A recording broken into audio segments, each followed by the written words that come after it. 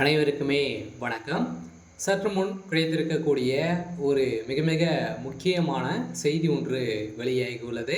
சற்று முன் திமுக முக்கிய நிர்வாகி வீட்டில் வசமாக சிக்கிய 2000 கோடி இது மாதிரி பார்த்தீங்கன்னா செய்திகள் வெளியாயிருக்கு. ஸோ இன்று காலை அதிரடியாக பார்த்தீங்கன்னா அமலாக்கத்துறை அதிரடியாக அவங்களுடைய ஆக்ஷன் இறங்கியிருக்காங்க. திமுக சார்ந்த முக்கிய புள்ளி வீட்டில் பார்த்தீங்கன்னா அதிரடியாக தொடர்ந்து 10 எம்எல்ஏக்கள் வீட்டில் ரைடுகள் நடந்திருக்கு.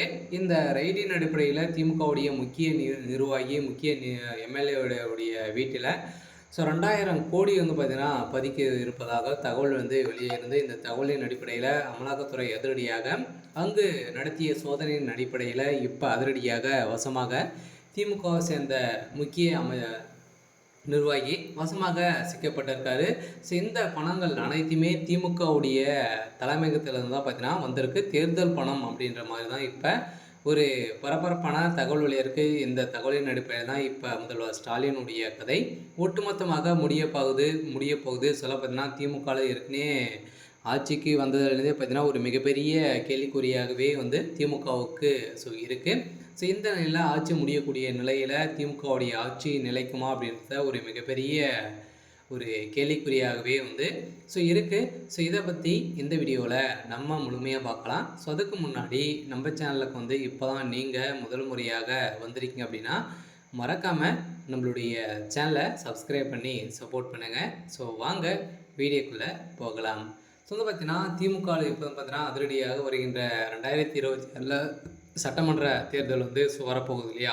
ஸோ இப்போவே பார்த்திங்கன்னா திமுகவில் இருக்கக்கூடிய முக்கிய புள்ளிகள் வீட்டில் பார்த்தீங்கன்னா திமுகவுடைய தலைமையகத்திலிருந்து தேர்தலுக்காக பார்த்திங்கன்னா பணங்களை பார்த்திங்கன்னா லாட்டாக ஸோ இருக்காங்க. இந்த நிலையில் இப்போ அதிரடியாக திமுகவுடைய நிர்வாகி அதிரடியாக சென்னையில் முக்கிய இடத்துல பார்த்தீங்கன்னா வசமாக சிக்கியிருக்காங்க.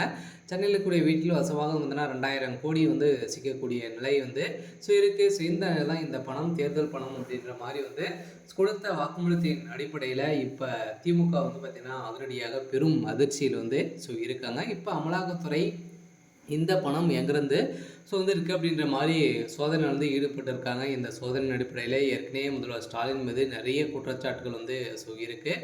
ஸோ இருந்தாலுமே இந்த பணங்கள் அனைத்துமே திமுகவுடைய நிர்வாகிகள் வீட்டில் சிக்கிருக்கு இல்லையா? ஒரு சாதாரண ஒரு நிர்வாகி வீட்டிலே இவருடைய பணங்கள் இவ்வளோ இருக்குது அப்படின்னா ஸோ முக்கிய அமைச்சர்கள் அதே மாதிரி முக்கிய திமுக சார்ந்த முக்கிய பிள்ளைகள் வீட்டில் எவ்வளோ பணங்கள் இருக்கும் அப்படின்ற மாதிரி இப்போ அமலாக்கத்துறை ரைடுகள் நடத்த போகிறாங்க. இந்த ரைடின் அடிப்படையில் திமுகவுடைய கதை ஒட்டுமொத்தமாக முடிய போகுது.